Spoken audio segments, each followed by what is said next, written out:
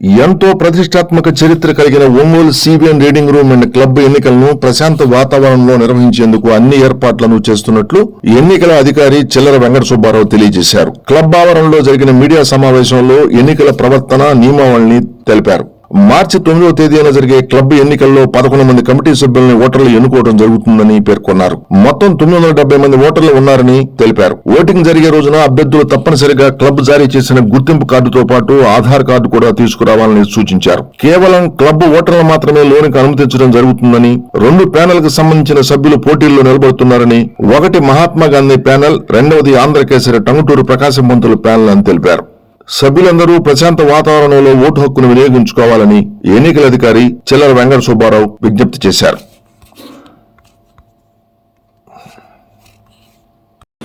రెండవది, ప్రశాంతంగా పోలింగ్లో పాల్గొనండి. ఓటింగ్ వచ్చేటప్పుడు ఒక స్లిప్ ఇస్తారు, బయటనే కూర్చొని రాస్తారు. క్లబ్ బయటనే టెంట్లు వేసి కూర్చోబెడతాం. అక్కడ మీకు ఓటర్స్ లిస్టులో ఉన్న మీ నంబర్ని స్లిప్ తీసుకొని రండి. పోలింగ్ బూత్లో వెరిఫై చేసుకోవడం కష్టం అవుతుంది కాబట్టి దీన్ని మీరు దృష్టిలో పెట్టుకొని చేయాలి. తర్వాత మెంబర్స్ కాని వాళ్ళని, ఓటర్స్ కాని వాళ్ళని ఎవరిని కూడా క్లబ్ ఆవరణలోకి అనుమతించబడదు.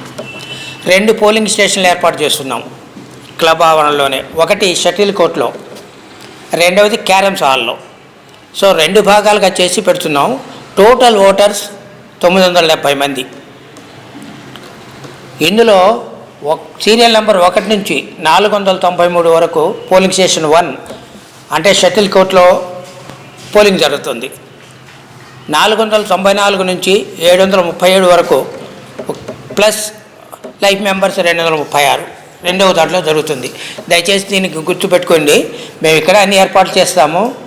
ఎక్కడ ఏమిటి అనేది బోర్డులు కడతాం. అక్కడ నెంబర్ 1, నెంబర్ 2. తర్వాత ఓటింగ్ కంపార్ట్మెంట్స్ కూడా ఎక్కువ 3 నుంచి 4 ఓటింగ్ కంపార్ట్మెంట్స్ కూడా పెడతాం.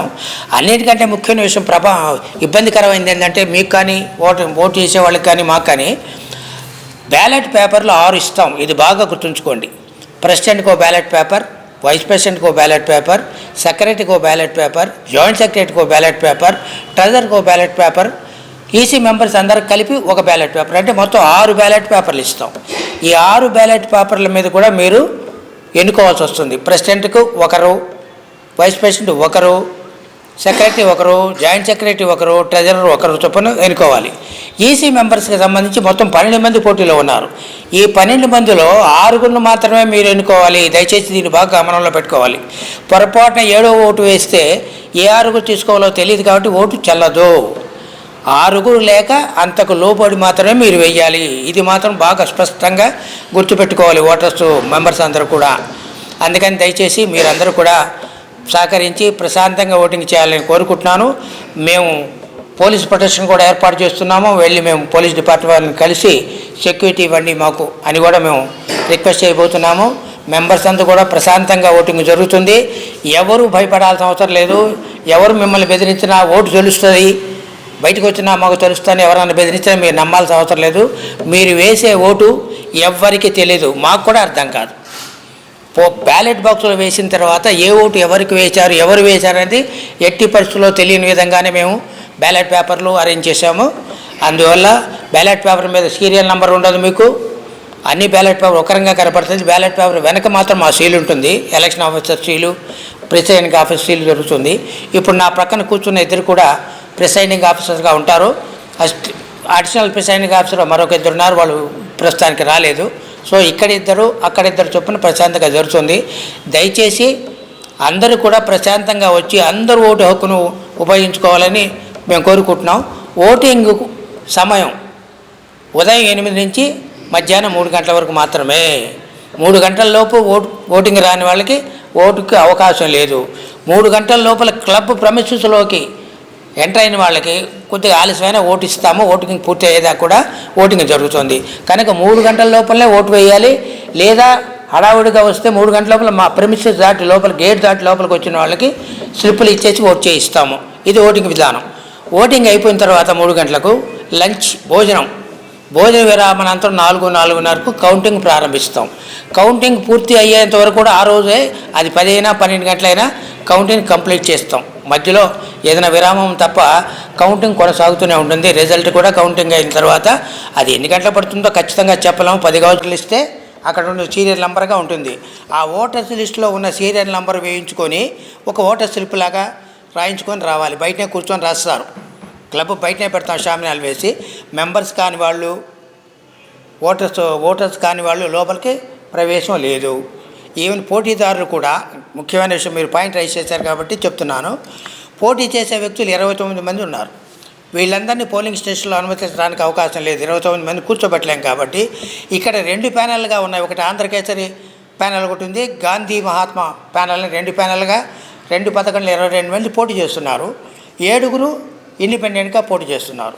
ప్యానెల్స్ తరఫున ఒక పోలింగ్ స్టేషన్కి ఒక ఏజెంట్ చొప్పున 2 అనుమతిస్తాము. ఈ పోలింగ్ పాసులు, ఏజెంట్ పాసులు కూడా 7వ తేదీన మేము జారీ చేస్తాం. ఎలక్షన్ ఆఫీసర్ జారీ చేస్తాడు. ఆ రోజు పాసులు తీసుకోవాలి. పాసులు తీసుకోకపోతే ఆ రోజు ఎవరిని కూడా అనుమతించాం. పాసులు 7వ తేదీ లోపల ఉదయం సాయంత్రం లోపల వచ్చి కలిసి మేనేజర్ గారి దగ్గర, ఎలక్షన్ ఆఫీసర్ గారి పొందవచ్చు. పాస్ ఖచ్చితంగా ఉండాలి. పోటీ చేసే అభ్యర్థులందరూ వచ్చి లోపలికి వచ్చి క్యూలో నిలబడడానికి ఓటు అడగకూడదు. అసలు ఎవరిని డిస్టర్బ్ చేయకూడదు. ఓటింగ్ నార్మల్గా జరిగిపోతుంది. జనరల్ ఎలక్షన్ లాగానే అందరూ బయట ఉండాల్సిందే. బయట ఉండి ప్రచారం చేసుకోండి, ఓటర్స్ నచ్చజెప్పుకోండి. ఏవైనా మీ పాటలు మీరు పడాలి తప్ప లోకల్ వచ్చి డిస్టర్బ్ చేయకూడదు. ఓన్లీ ఓటర్స్ మాత్రమే వస్తారు. ఇక్కడ అన్ని షామియానాలు వేసి నీడ వగైరా ఏర్పాటు చేస్తున్నాము. లోపల పోలింగ్ స్టేషన్లో ఇబ్బంది లేకుండా ఎండాకాలం కాబట్టి ఏసీ బ్లోయర్స్ కూడా మేము ఏర్పాటు చేస్తున్నాం, చల్లగా ఉండటానికి వీలుగా అని కూడా అన్ని వసతులు పెడుతున్నాము. ఒక మంచినీటి వసతి మాత్రం ఇక్కడ ఏర్పాటు చేస్తాం. కాఫీలు, టీలు వగైరా సప్లైలు అంటూ ఏమి ఉండవు. దయచేసి అర్థం చేసుకోండి. ఓటు వేసిన తర్వాత ప్రతి సభ్యుడు కూడా దయచేసి ఇళ్ళకి వెళ్ళండి. ఇక్కడే ఉంటే క్రౌడ్ అవుతుంది, అవకాశం లేదు. 900 నిలబడటానికి స్థలం ఉండదు కదా, అది మీరు అర్థం చేసుకోవాలి. అందుకని మరొకసారి చెప్తున్నాను, 2 పాయింట్ ముఖ్యమైనవి. ఒకటి, ఓటింగ్కి వచ్చేటప్పుడు తప్పనిసరిగా ఆధార్ కార్డు తీసుకొని రండి, ఒరిజినల్ తీసుకురండి. ఇది చాలా అవసరం, లేకపోతే మళ్ళీ వెనక పంపించేస్తే బాధపడతారు. రెండవది, ఓటింగ్ వేసేటప్పుడు ముఖ్యమైన పాయింట్, ఈసీ మెంబర్స్ని 6 మాత్రమే ఎన్నుకోవాలి. తెలియక కొంతమంది 7, 8 మంది కూడా వేస్తున్నారు. 12 పేర్లు ఉన్నాయి అంతే కదా అని. లేదు, 6 మాత్రమే వేయాలి. 6 లేక లోబడి. ఈ 2 పాయింట్లు దయచేసి గుర్తుపెట్టుకోండి. అందరూ కూడా ప్రశాంతంగా ఉండండి. ప్రశాంతంగా పోలింగ్ జరుగుతుంది. మన క్లబ్కు మంచి పేరు తీసుకురావాలి. వీళ్ళ గౌరవనీయ సభ్యులు ఉన్నారు అనుకోవాలి. ఏ పాటు గొడవలు సరైనా కూడా మనకు చెడ్డ పేరు వస్తుంది. రౌడీ ఎలిమెంట్స్ ఉన్నారనే పరిస్థితి ఉంది కాబట్టి దయచేసి అర్థం చేసుకోండి. పోలీస్ ప్రొటెక్షన్ పెడుతున్నాం.